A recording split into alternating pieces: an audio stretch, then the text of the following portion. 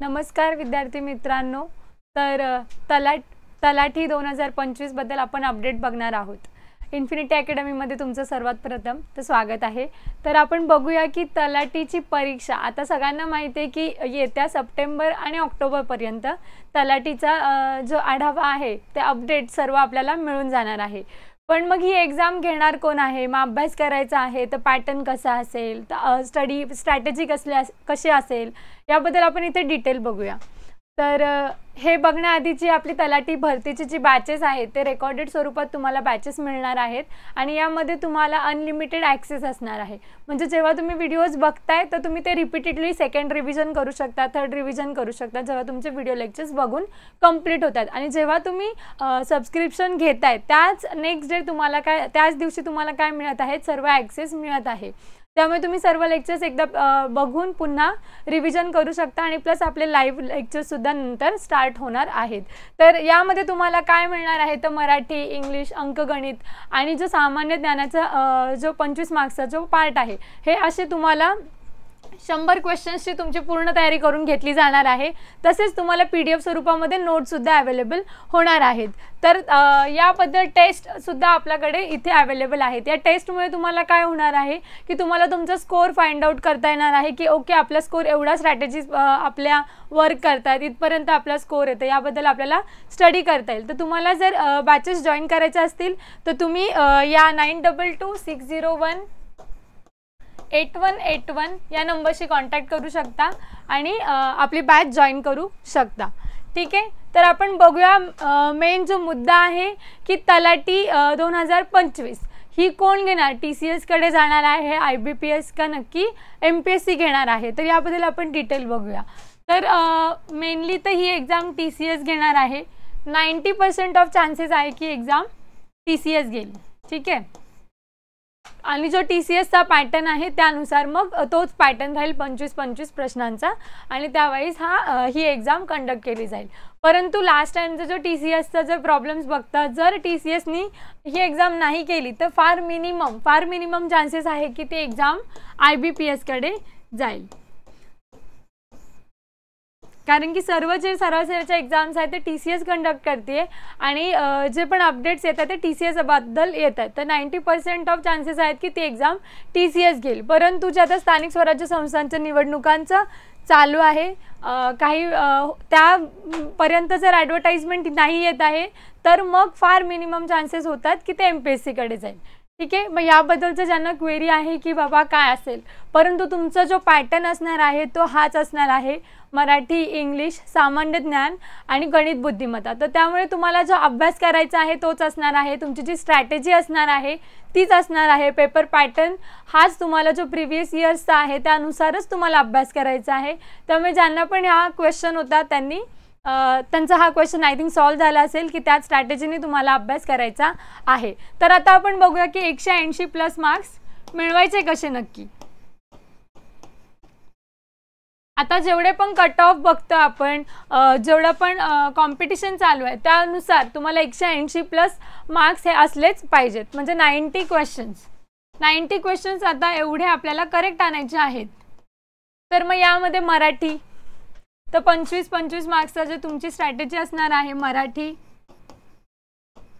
English, त्यानंतर आहे GKचा part आणि नंतर येतो तुमचा मॅथ्स आणि रिझनिंगचा पार्ट. ओके.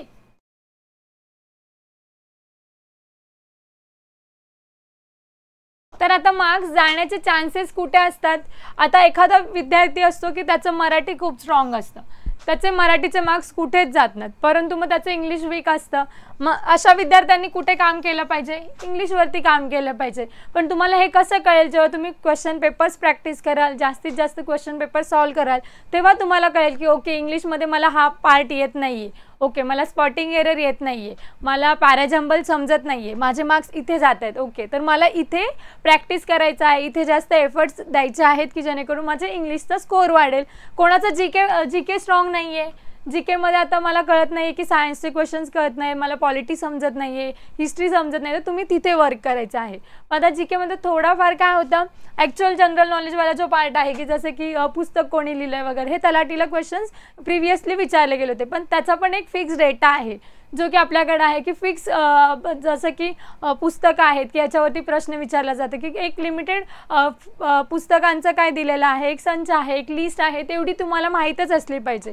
मग तुमचा जो अभ्यास असला पाहिजे तो कसा असला पाहिजे की एक फोकस ओरिएंटेड, की बाबा मी एवढा कलेक्टिवली स्टडी करते तर यातलं माझी जी इफिशियन्सी आहे ती मी केवढी देते आणि मग त्याच्यातून मला किती आउटपुट निघतोय यावरती आपण भर देणं मला जास्त गरजेचं वाटतंय. त्यामध्ये आता मराठीचे तुमचे किती क्वेश्चन्स असणार आहेत? 25 क्वेश्चन्स असणार आहेत. इंग्लिशचे 25 क्वेश्चन्स असणार आहेत. जीकेचे 25 आणि मॅथ्सचे 25. तर आता या 25 मध्ये तुम्हाला एक अशी स्ट्रॅटेजी बनवायची की 25 मध्ये इथे मला क्वेश्चन्स वाईज आपण बघूया, मार्क्सकडे बघण्यापेक्षा प्रत्येक क्वेश्चन हा तुम्हाला किती मार्क्ससाठी असणार आहे? 2 मार्क्ससाठी असणार आहे. ठीक आहे. मग स्ट्रॅटेजी वाईज काय आहे की मराठीमध्ये चांगले मार्क्स मिळाले पाहिजेत, राईट? तर मग मराठीमध्ये काय काय येतं? प्रयोग येतं, समास येतं, संधी येतं, त्याच्यानंतर वाक्यपृथक्करण, वाक्य रूपांतरण. मग ह्या टॉपिकवरती क्वेश्चन्स आपले काय गेले नाही पाहिजेत. त्यानंतर एक पॅरा येतो, तो पॅरा खूप इझी असतो तलाठीसाठी किंवा इतर सरळ सेवांसाठी पण मराठीचा पॅरा हा कम्पॅरेटिव्हली इझी असतो. मग ते आपले तिथे मार्क्स नाही गेले पाहिजेत. तर आपली एक ॲटलिस्ट स्ट्रॅटेजी असली पाहिजे की 23+ मला इथे मार्क्स येतील. त्यानंतर इंग्लिशचं आहे, ते इंग्लिशमध्ये आता काय होतं, काहींना 15च येतात, 15 क्वेश्चन्सच त्यांचे करेक्ट येतात, काहींचे 20 येतात. तर मग मी तर 20+, ॲटलिस्ट 20+ स्टार्टिंगला आपलं टार्गेट असलं पाहिजे की 20+ मला जायचं आहे. मग 20+ मध्ये काय आहे की सिनॉनिम्स आहेत, अँटोनिम्स आहेत, त्याच्यानंतर इनडायरेक्ट, डायरेक्ट आहे, त्यानंतर पॅराजंबल विचारला आहे. पॅराजंबल खूप मला वाटतं स्कोरिंगवाला आहे, स्पॉटिंग एरर आहे की एरर फाइंड आउट करायचे ग्रामरली. मग हे जे मेन मुद्दे आहेत त्यांच्याकडे लक्ष देऊन आपण स्ट्रॅटेजीज पुढे फाइंड आउट करू शकतो की मार्क्स कसे जास्त मिळवायचे.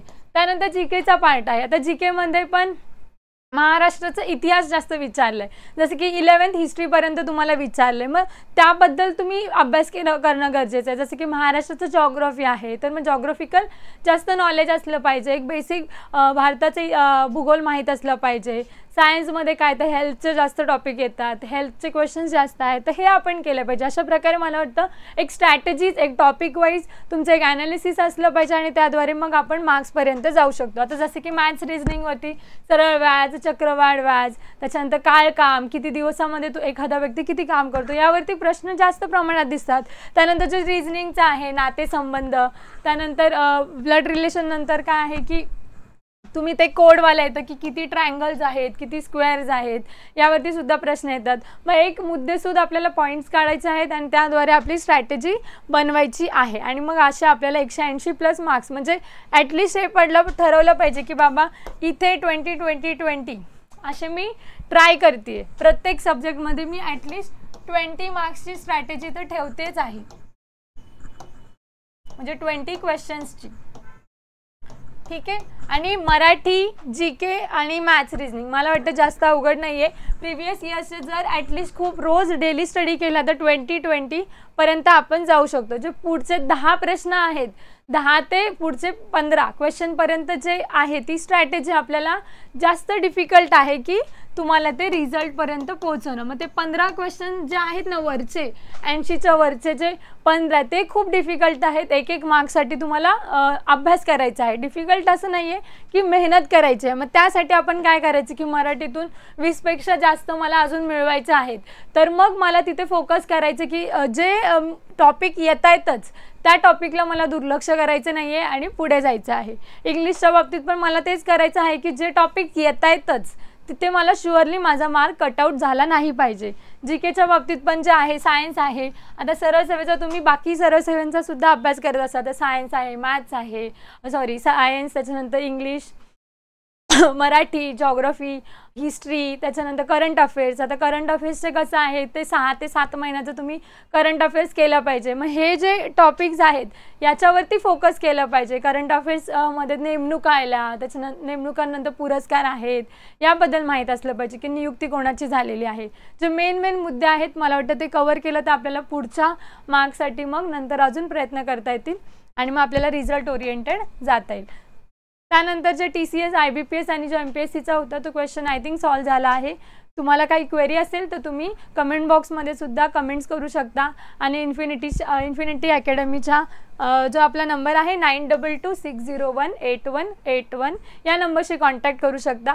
तुम्हाला जर व्हिडिओ आवडले असेल आणि तुम्हाला नवीन अपडेट हवे असतील तर चॅनलला सबस्क्राईब करा, बेल आयकॉन प्रेस करा। Thank you so much.